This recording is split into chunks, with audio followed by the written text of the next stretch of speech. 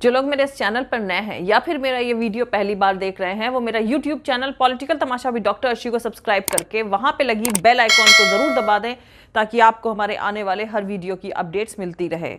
और दोस्तों, अगर आपको हमारा काम पसंद आता है, हमारे वीडियोस पसंद आते हैं तो www.patreon.com/dr अर्शी खान पर जाकर डोनेट करके आप हमारे काम को सपोर्ट कर सकते हैं। तो चलिए आज के सियासी तमाशे के सफर को शुरू करते हैं।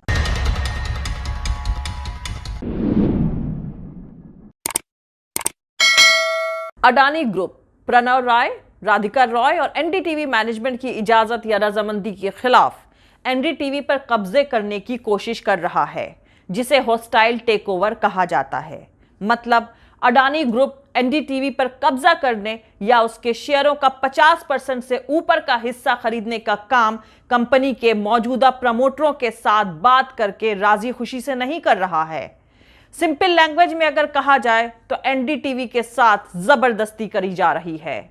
एनडीटीवी की सीईओ सुपर्णा सिंह ने अपने साथ काम करने वाले सभी लोगों को जो मेल लिखकर कहा है, अगर उसे सच माना जाए तो यहां मामला जोर जबरदस्ती का ही है। तो दोस्तों, एशिया के सबसे रईस शख्स गौतम अडानी के कंट्रोल वाले अडानी ग्रुप ने मीडिया कंपनी एनडीटीवी में इनडायरेक्ट तरीके से 29.18% हिस्सा खरीद लिया है और अब 26% यानी 26% तक शेयर और खरीदने के लिए एक ओपन ऑफर का ऐलान भी किया है। अडानी एंटरप्राइजेस की subsidiary AMG media networks limited ने विश्व प्रधान कमर्शियल प्राइवेट लिमिटेड यानी वीसीपीएल में 100% हिस्सा खरीद लिया है। अडानी ग्रुप ने एक्सचेंज को बताया कि उसने वीसीपीएल को 114 करोड़ रुपए में खरीदा है। दरअसल वीसीपीएल के पास एनडीटीवी के एक promoter group company RRPR holdings private limited के 29.18% इक्विटी शेयर थे। एनडीटीवी के प्रमोटर्स ने आरआरपीआर के जरिए अपने हिस्सेदारी के बदले साल 2009 में कर्ज लिया था। यह कर्ज 10 साल के लिए लिया गया था और इसकी मियाद 2019 में खत्म हो गई थी। अब इस तमाशे में मौजूदा पेच को समझ लें। दरअसल अडानी ग्रुप ने वीसीपीएल नाम की जिस कंपनी के जरिए एनडीटीवी की हिस्सेदारी लेने का फैसला किया है, उस कंपनी ने 2009 और 10 में एनडीटीवी को या उसके प्रमोटरों को एक कर्ज दिया था, जिसकी जमानत के तौर पर आरआरपीआर की हिस्सेदारी उनके पास मॉर्गेज यानी रेहन रखी हुई थी या कर्ज को इक्विटी में बदलने का हक उसे मिला हुआ था। लेकिन अहम बात यह है कि एनडीटीवी या उसके प्रमोटरों ने अडानी ग्रुप से कोई कर्ज नहीं लिया था। जिस वक्त ये कर्ज का सौदा हुआ था, तब वीसीपीएल अंबानी घराने या रिलायंस इंडस्ट्रीज से जुड़ी हुई कंपनी थी, यानी कर्जा अंबानी ने दिया था और वसूली के वक्त पर अडानी सामने आ गए। यही वजह है कि एनडीटीवी के साथ जो हुआ उसे वो अनएक्सपेक्टेड बता रहे हैं। दोस्तों, यहां पर मैं आपको बता दूं कि वेबसाइट न्यूज लॉन्ड्री ने 14 जनवरी 2015 को एक खबर लिखी थी, जिसमें डिटेल में बताया गया था कि कैसे मुकेश अंबानी की कंपनियां राघव बहल के नेटवर्क 18 और एनडीटीवी को अपना कर्जदार बनाती जा रही थीं। इसी खबर में विश्व प्रधान कमर्शियल प्राइवेट लिमिटेड के ऑफिस का पता भी बताया गया था। हालांकि बाद में वो बदल गया, लेकिन ये वही पता है जहां अब मुंबई में नेटवर्क 18 के चैनल्स चलते हैं। इसी पते पर एक और कंपनी चल रही थी जिसका नाम है शिनानो रिटेल प्राइवेट लिमिटेड। इस कंपनी की 100% हिस्सेदारी Reliance industrial investment and holdings limited के पास थी, जो खुद रिलायंस इंडस्ट्री का एक हिस्सा है। रिलायंस ग्रुप की ही एक कंपनी रिलायंस वेंचर्स लिमिटेड ने 2009 और 10 में शिनानो रिटेल को 403.85 करोड़ रुपए का कर्ज दिया। यह अनसिक्योर्ड लोन था। उसी साल शिनानो ने एकदम उतनी ही रकम का कर्ज विश्व प्रधान यानी वीसीपीएल को दिया। उधर उसी साल आरआरपीआर होल्डिंग्स प्राइवेट लिमिटेड की बैलेंस शीट में दिखता है कि उन्हें ठीक उतनी ही रकम का कर्ज मिला है, लेकिन यह नहीं लिखा है कि यह कर्ज कहां से मिला है। लेकिन दिसंबर 2014 में इनकम टैक्स डिपार्टमेंट ने किसी और मामले में दिल्ली हाईकोर्ट में लिखित बयान दिया कि उन्हें आरआरपीआर होल्डिंग्स के पास बेनामी सोर्स से आई इस रकम का पूरा ब्यौरा मिल गया है। उस ट्रेल में यह साफ होता है कि रकम रिलायंस से निकली और शिनानो फिर विश्व प्रधान से गुजरते हुए RRPR तक पहुंची। RRPR होल्डिंग्स प्राइवेट लिमिटेड वो कंपनी है जिसके पास एनडीटीवी के 29.18% शेयर हैं।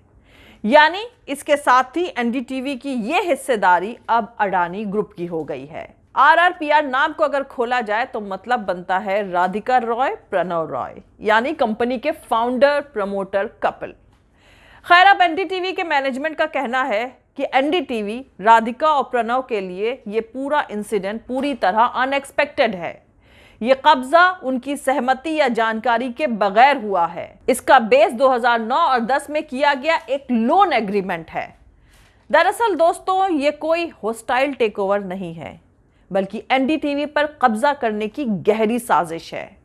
और मीडिया की आवाज को दबाने के लिए कैपिटलिज्म यानी पूंजीवाद का ये खेल 13 साल पहले शुरू हुआ था। कभी अंबानी की सहायक कंपनी रही विश्व प्रधान कमर्शियल को अडानी ने ट्यूसडे को 113.74 करोड़ में खरीद लिया।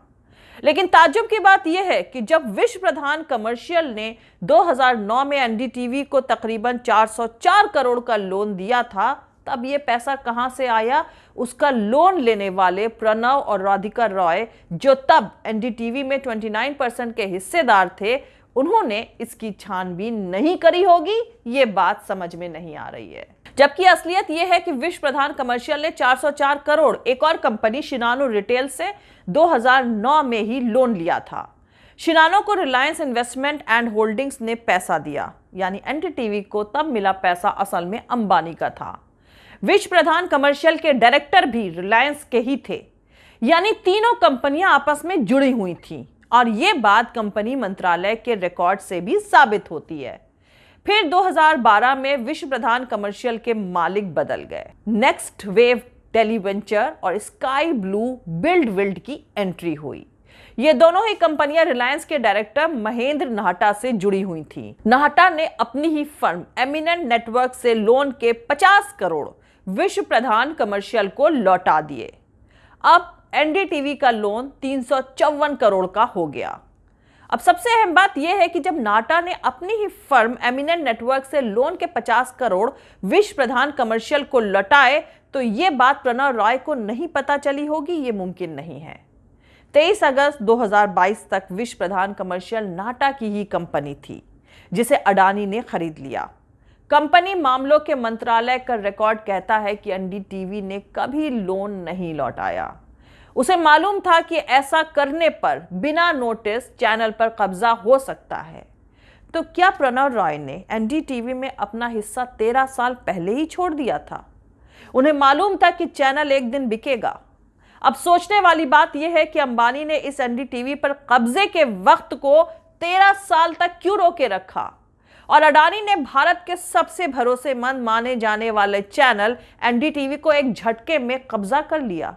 ये कोई होस्टाइल टेकओवर नहीं, डेमोक्रेसी पर कैपिटलिज्म की जीत है।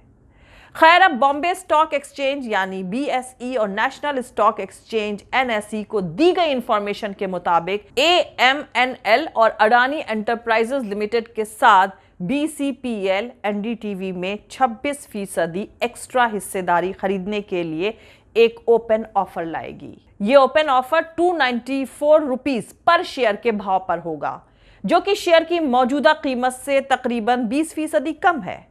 ट्यूसडे को एनडीटीवी का शेयर 366 रुपए पर बंद हुआ था, यानी 26% की हिस्सेदारी खरीदने के लिए अडानी ग्रुप 493 करोड़ रुपए खर्च करेगा। तो आपको बता दूं कि शेयर बाजार की रेगुलेटरी बॉडी सेबी के रूल्स के मुताबिक देश में लिस्टेड किसी भी कंपनी जिसके पास 25% या उससे ज्यादा शेयर हैं, उसे और ज्यादा हिस्सेदारी खरीदने के लिए ओपन ऑफर लाना मैंडेटरी होता है, जिससे कंपनी के माइनॉरिटी शेयर होल्डर पहले से ही तय कीमत पर अपने शेयर अपनी मर्जी से नए इन्वेस्टर को बेच सकें।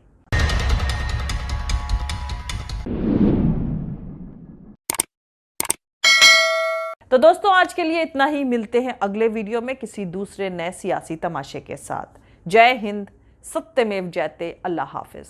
दोस्तों, हमारा पूरा वीडियो और दूसरे और वीडियोस देखने के लिए हमारा YouTube channel political Tamasha with doctor Arshi को सब्सक्राइब करके वहां पे लगी बेल आइकॉन को जरूर दबा दें, ताकि आपको हमारे आने वाले हर वीडियो की अपडेट्स मिलती रहे। और दोस्तों, अगर आपको हमारा काम पसंद आता है, हमारे वीडियोस पसंद आते हैं, तो www.patreon.com/dr अर्शी खान पर जाकर डोनेट करके आप हमारे काम को सपोर्ट कर सकते हैं। दोस्तों, अगर आपको हमारा वीडियो पसंद आता है तो लाइक और शेयर करना हरगिज नहीं भूलें। आप हमें फॉलो भी कर सकते हैं हमारे ट्विटर, इंस्टाग्राम और फेसबुक पेज पर। मेरा ट्विटर हैंडल है @arshi_aziz khan। थैंक यू, मिलते हैं अगले वीडियो में।